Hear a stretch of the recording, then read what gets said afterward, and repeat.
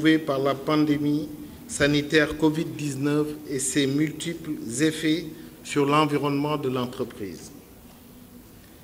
En ces moments particulièrement difficiles, le secteur privé, investisseur, employeur, créateur de richesses, avait déployé toute son énergie pour préserver l'entreprise et ses travailleurs des impacts négatifs de la pandémie Covid-19, mais en plus, en notre qualité de citoyens et entreprises citoyennes, nous avons fait preuve de solidarité nationale à travers des contributions substantielles, financières et divers dons en nature. Il s'est agi pour nous, en ces moments particuliers, de faire face à des conséquences à la fois économiques, financières et sociales de la crise sanitaire. Nous avons subi un choc exogène sans précédent, à durée inconnue, puisqu'elle continue à présent, et nécessitant des solutions urgentes aux côtés du paiement de nos échéances fiscales, sociales, bancaires et fournisseurs. C'est pourquoi, dès les premières mesures annoncées par les autorités, le secteur privé a sollicité l'État pour qu'il prenne le pouls de l'entreprise et mette en place un dispositif opérationnel d'accompagnement indispensable. Le secteur privé rappelle que partout dans le monde, l'État est le dernier recours de son secteur privé pour la sauvegarde de l'activité économique et des emplois. La crise Covid-19 nous invite à bâtir une économie forte, compétitive et inclusive. Monsieur le ministre de l'Économie, du Plan et de la Coopération, il est vrai que beaucoup d'efforts ont été faits pour améliorer l'environnement des affaires au Sénégal.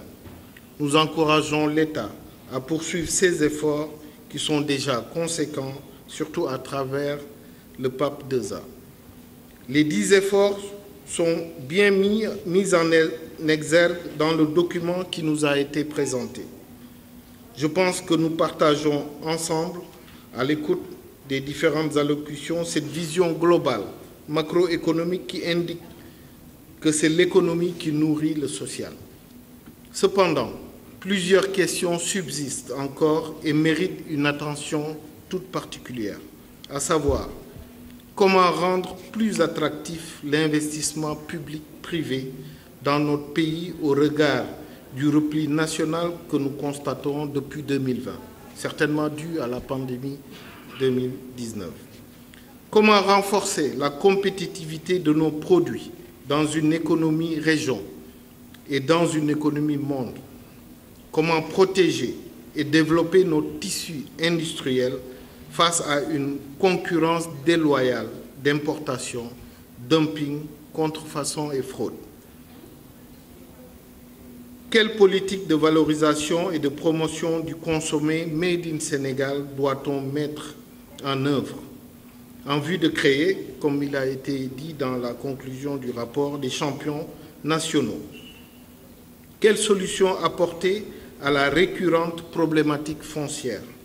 Sans oublier, quel plaidoyer interministériel faut-il faire sur la fiscalité, la douane, la législation du travail et les normes environnementales pour l'activité économique? Nous assistons aujourd'hui à une floraison de nouvelles taxes relatives au secteur industriel.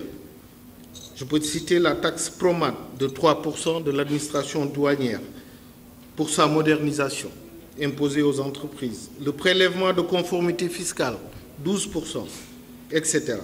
L'équité fiscale recommande que chaque entreprise, selon sa situation particulière et sectorielle, contribue à l'effort national.